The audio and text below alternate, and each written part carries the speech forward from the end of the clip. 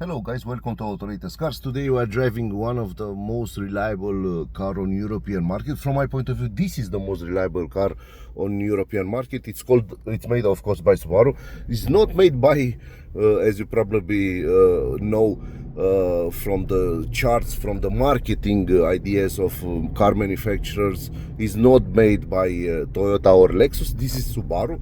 This is Subaru Outback, a car that actually has a fuel consumption of 9.7 liter per 100 kilometers in city driving. Of course, under the hood it's a 2.5 liter petrol engine, normally aspirated boxer petrol engine with 169 horsepower and around 240 Newton meter. Of course, an engine that it's old school compared with everything you could find on a European market today, with the 3-cylinder 1.0, 1.2 turbo supercharged engines that are not so quite reliable. First of all, when you drive a Subaru, you have to remember that you're driving the most reliable car on European market. So if you plan to drive around 300,000 kilometers or 400,000 kilometers, you definitely should go for a Subaru. First of all, you have here an automatic gearbox that is called Lineartronic. It's a gearbox that it's made 100% by Subaru.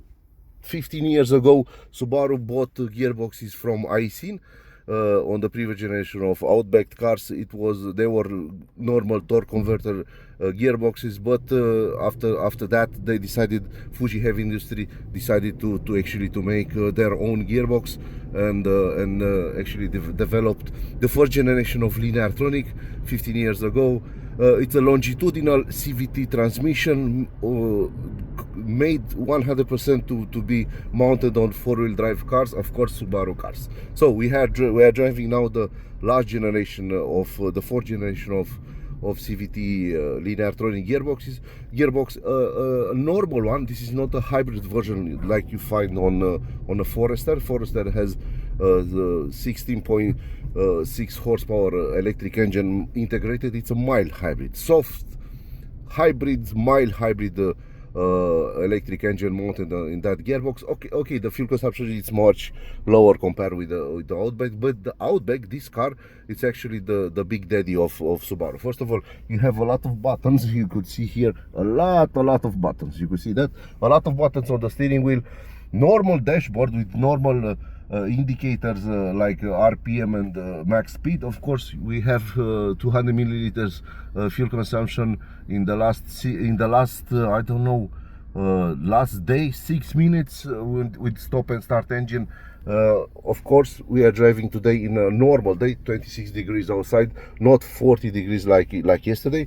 The Starlink multimedia system, it's okay, it's enough. Of course, we would like to have a bigger screen on these cars, but Subaru says that's enough.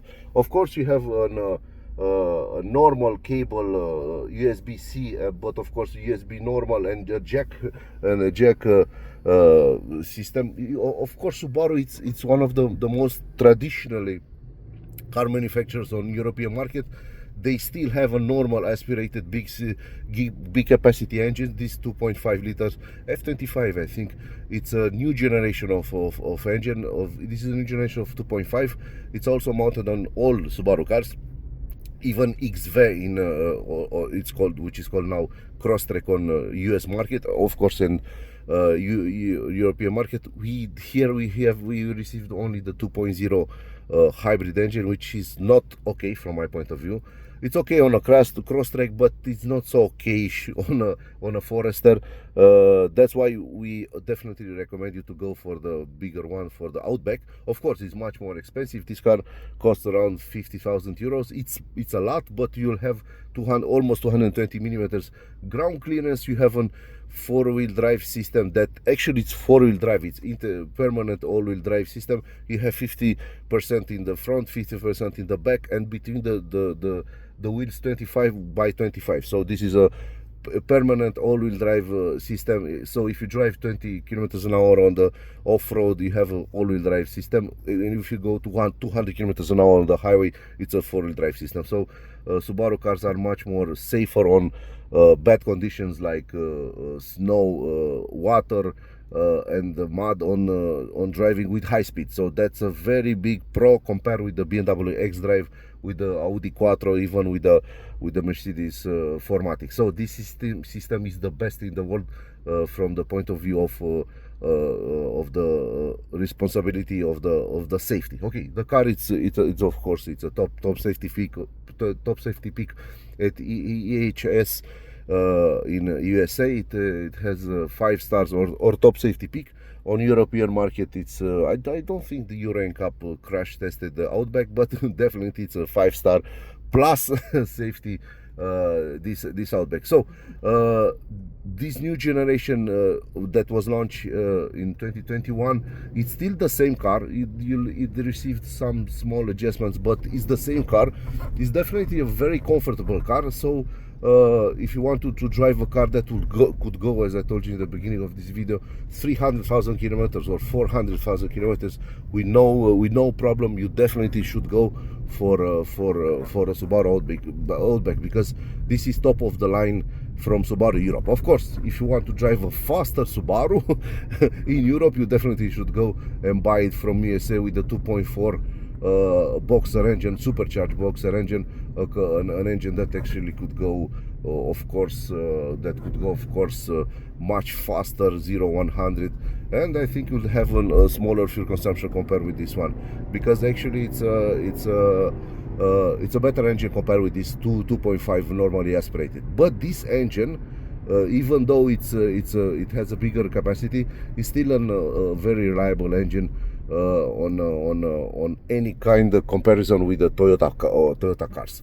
So if you want to drive a normal 300-400,000 kilometers engine with no problem, with no technical problems in the future, you definitely should go for this 2.5, an engine that is, as you probably see, it could growl. It growls quite nice. And it's decent. It's 169 horsepower mounted on a 1.7 ton big crossoverish estate car. So you don't have very good performance on 0-100 or 80 kilometers an hour to 140, but that's a big problem for the Audi boys, BMW fanboys, or Mercedes C-Class fanboys, or E-Class fanboys.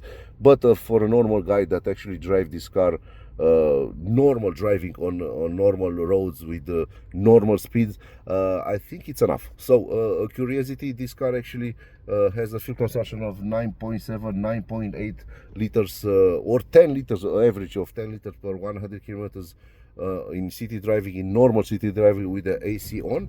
But when you go on the highway with 130-140 kilometers an hour, the fuel consumption actually goes down to around 7 or 8 liters per 100 kilometers, which is magical.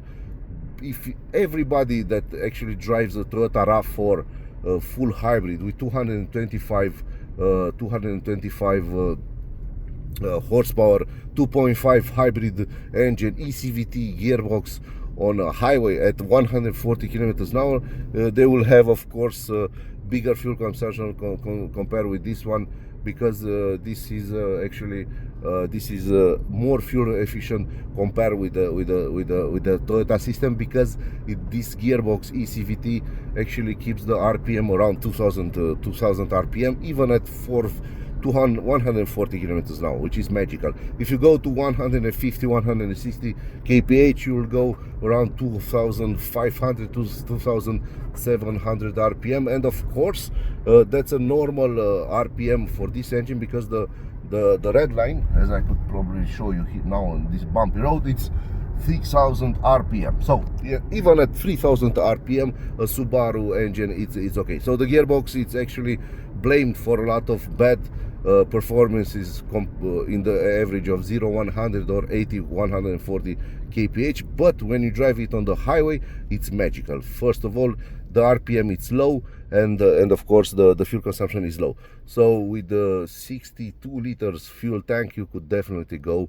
around 700 or 800 kilometers on the highway, which is quite better than a lot of big SUVs, full hybrid systems.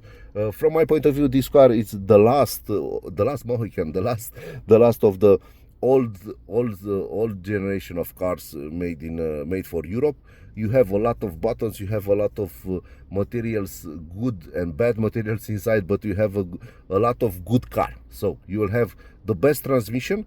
The Lineartronic could go 300,000, 400,000, 500,000 kilometers with no problems, with low maintenance.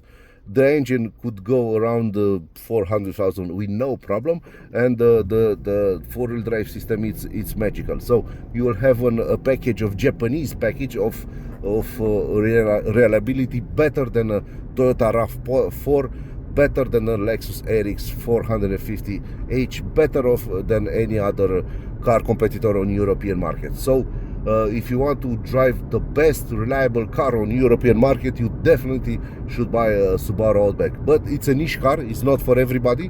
Subaru guys are crazy. are quite crazy, the driver of Subaru cars, because they are individualists and they know how to appreciate this brand. From my point of view, I will definitely go for a Subaru compared with the Toyota. I think Toyota is a low cost brand compared with the Subaru, even with the Crosstrek. If you want a normal SUV with the top of the line reliability in 300,000 or 400,000 kilometers with the normal price tag, go for a Crosstrek, because it has even a bigger ground clearance than this one. But the best Subaru car on European market, it's this Outback, a car that actually it's a top of the line seller in US market and Australian market, where those guys actually know what I'm talking about here. Here everybody drives a 3 Series Touring, everybody drive A4 all road, which are of course normal asphalt cars. They are not made to go off-road. So with this car you could go 300,000 kilometers on the forest roads with no problem, even so. So this is my review. This is a 9. I give you the note number 9. It's a top note from my point of view, not because I'm old, because I like the old technology. And actually in 2024 it's quite hard to find and buy normal reliable cars. Everybody is making cars that it's like 150,000 kilometers and that's it. So Subaru says no. Subaru is the most traditionally car manufacturer from Japan. From my point of view, not Honda, not Toyota. They actually make very, very good reliable cars. And as you probably see, the RPM of the Lineartronic, it's like 1000 RPM even in these normal roads. So the average lifetime of this 2.5 F25 engine, as you probably see, it's 1000 RPM, so it's quite big compared with even with an eCVT gearbox, which is more economically in the city driving. But full hybrid cars are more complicated than this one. This one doesn't even have a mild hybrid system. This is a normal aspirated 2.5 mated to an CVT, longitudinal CVT called of course Lineartronic. From my point of view, this is a top of the line vehicle in 2025. Expensive, but good to get if you want to actually drive a reliable car.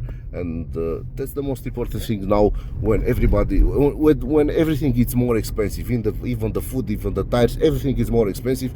So buy this one if you don't want to have problems in the future, in the next 10 years, something like that. I say 10 years. So that's, if you like what I'm saying and what I'm talking about here, please like and subscribe. Thank you.